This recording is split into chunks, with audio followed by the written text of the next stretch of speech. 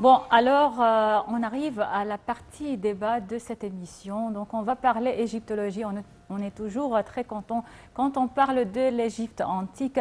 Et cette fois, on va parler des trésors de Tanis, qui était autrefois la capitale de la Basse-Égypte. Les trésors de Tanis et cette exceptionnelle collection de Tanis qui est exposée donc, au musée égyptien de Tahrir.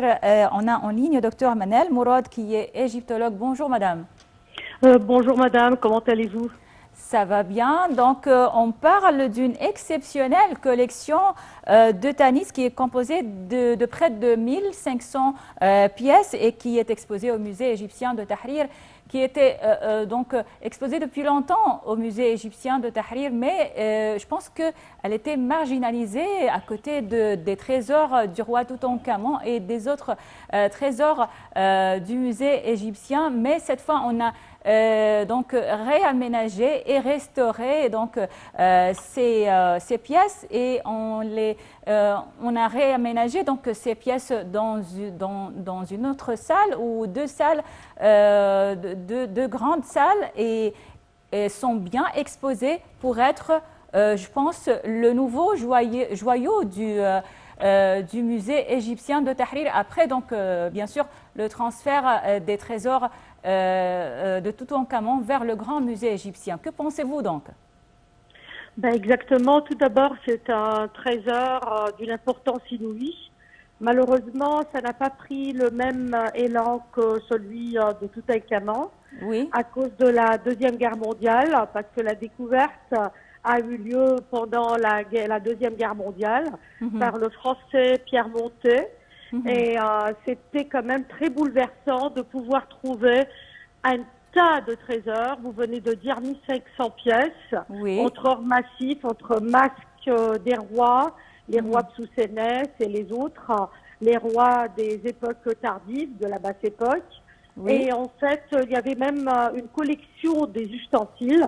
Et une des rares fois, on voit l'emploi aussi de l'argent massive pour faire des cercueils. Et le monde entier ignore l'importance de ce genre de trésor et de ce mobilier funéraire. On a des mobiliers presque complets, c'est-à-dire on a encore une fois des tombeaux qui étaient trouvés intacts. Mais malheureusement, comme je viens de vous dire, ça n'a pas eu la même importance comme le trésor de Toutankhamon qui fut trouvé par l'anglais Howard Carter le 4 novembre 1922. S'il vous plaît, il faut aussi préciser que le musée du Caire, il les a répartis en deux pièces, deux salles très importantes, très bien exposées. Même les bijoux de ces rois, entre 700 et quelques avant Jésus-Christ jusqu'à 600 et quelques avant Jésus-Christ. Et c'est très très bien exposé pour le public. Autre chose, le musée du Caire, qui est le musée Tahrir, qui était construit entre 1897 et 1901, sera toujours vivant parce qu'il contient pas seulement le trésor de Tanis qui vient d'ouvrir ses portes et ses bras au public, il contient aussi toute la collection de Yuya et Touya, tous les œuvres de l'Ancien Empire découverts par le fameux Mariette, Auguste Mariette, et hommage à lui, dans la région de Maïdoum, dans la région de Saqqara. On a des collections d'une importance inouïe. Il gardera son éclat, il gardera son, comment dirais-je, son importance aux yeux de tout le public. Uniquement, on va transférer le trésor de Toutankhamon dans le grand musée. Donc, il y aura aussi pour la première fois, il faut le mentionner, que le monde entier et tout le public aura cette chance d'admirer les 5000 pièces du trésor de Toutankhamon pour l'unique fois dans le grand musée. Et vivement qu'il ouvre ses portes aussi à nos visiteurs et à nous-mêmes. Oui, c'est vrai qu'après le transfert complet des trésors de Toutankhamon vers le grand musée égyptien, je pense que cette collection de Tanis et bien sûr les trésors de Touya et Yuya aussi seront les stars ou les joyaux du musée égyptien de Tahrir qui restera bien sûr la perle des musées. Oui, mais excusez-moi si je vous coupe, mais aussi toute la collection des statues vivantes de l'Ancien Empire. Ce Oui, qu'on bien appelle sûr. les statues vivantes, c'est avec les yeux incrustés en cristal de roche, en calcaire. On Mhm. a une collection d'une importance inouïe, telle que le scribe. Vous savez, le scribe du musée du Caire, accroupi. Vous avez Rahotep et vous avez aussi Nofret avec des yeux limpides, avec Oui. un état de conservation extraordinaire. Je vous parle de l'Ancien Empire. Je vous Mhm. parle de moins 2600 jusqu'à moins 2400 avant Jésus-Christ, avec Mhm. toutes les collections de cette époque. D'accord. Donc, Mhm. il y aura aussi toutes les collections du début de l'histoire. Par exemple, ce qu'on a trouvé à Héracléopolis, ce qu'on a trouvé dans la région des Fous et des premiers dates. Par Mhm. exemple, lorsqu'on admire un disque d'une importance inouïe qui date de moins 3000 avant Christ, on admire la palette scutiforme de Narmer. On a Oui. pas mal de Mhm. choses à expliquer quand même un début qui n'est pas un début, un Mhm. début fascinant, Mhm. qui était précédé par une époque proto-dynastique assez prospère. Oui, bien sûr. C'est vrai que les trésors de Tanis, surtout les trésors du roi Psousnès Ier, donc exposés au musée de Tahrir, j'ai vu donc le sarcophage tout en argent de ce roi. Quelque chose de magnifique donc et qui j'ai vu les touristes donc en train de regarder les trésors de ce roi donc qui est inconnu. Donc, si on le compare donc à Toutankhamon, est-ce que pourquoi on a donc choisi de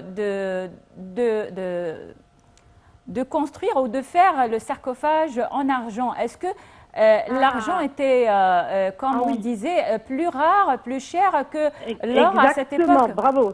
Ah Mhm. oui, bravo. Ben, c'est bien de le noter. On n'a jamais trouvé des mines d'argent avant, sauf d'une façon très rare. C'était rarissime d'avoir des objets en argent. On peut Mhm. noter même dans le trésor de Toutankhamon uniquement une décoration de son pagne sur son trône, ainsi que la robe de sa femme en Mhm. argent, mais on ne trouvait pas des mines d'argent. Donc les mines d'argent, c'est une découverte tardive. C'est après moins 1300 avant Christ, si j'ose le dire. Donc ces mines d'argent étaient plus rares que les mines d'or. Vous connaissez très bien que la Nubie était richissime en or. Mhm. D'ailleurs, le terme Nubie ou Nubia, qui veut dire or, d'accord. C'est là que les mines d'argent, les mines d'or, pardon, furent travaillées. Et l'or était choisi pour être antioxydant. Ça, les gens l'ignorent. C'était pas seulement pour faire riche, c'est pas Mhm. seulement pour faire beau, bien que c'est magnifique, mais c'est aussi éviter que l'oxygène abîme les momies.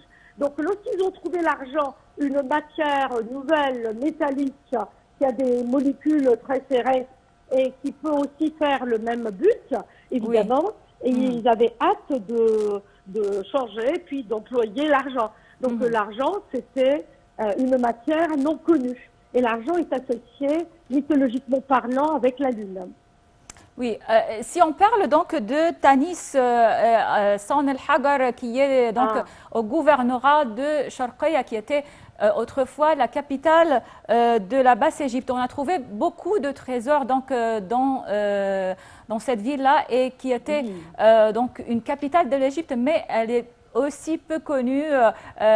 Si on parle de Thèbes, par exemple, de Memphis, cette ville, elle est peu connue, même si on a trouvé des trésors Oui, là-bas. Mhm. oui, vous avez raison, c'est bien souligné, bien noté. Mais tout d'abord, il faut savoir qu'un développement d'un site archéologique dépend du budget du service des entités égyptiennes, dépend du budget aussi du pays. Et Mhm. c'est vrai qu'on a donné toujours une attention telle à Thèbes, on a donné aussi une attention telle, je crois que Thèbes a eu l'ultime attention de l'Égypte à Mhm. cause de son trésor. Seulement Oui. Thèbes Est-Ouest, c'est-à-dire Luxor, contient le 1/3 des monuments du monde entier. Hein. Mhm. Donc là, ça va vous faire noter quelque chose.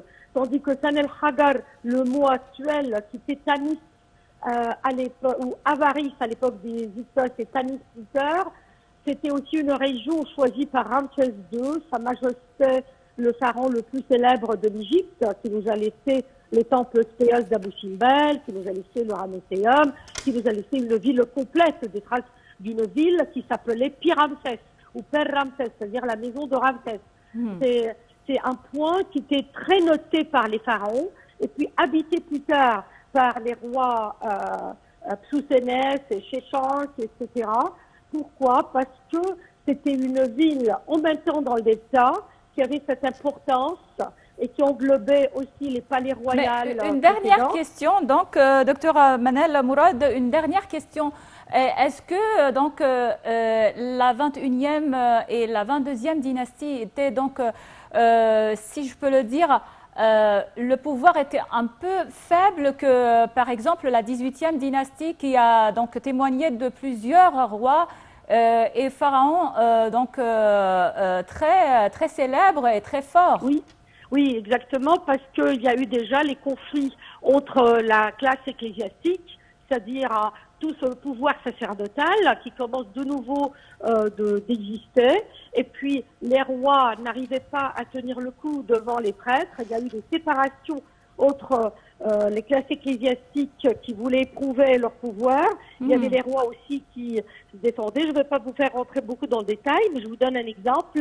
Les rois psamitiques aussi plus tard, qui étaient très faibles, mais on a connu les prêtresses épouses qui ont pris le relais. Et la plus fameuse, c'est Aménerdis, une femme prêtresse. Oui.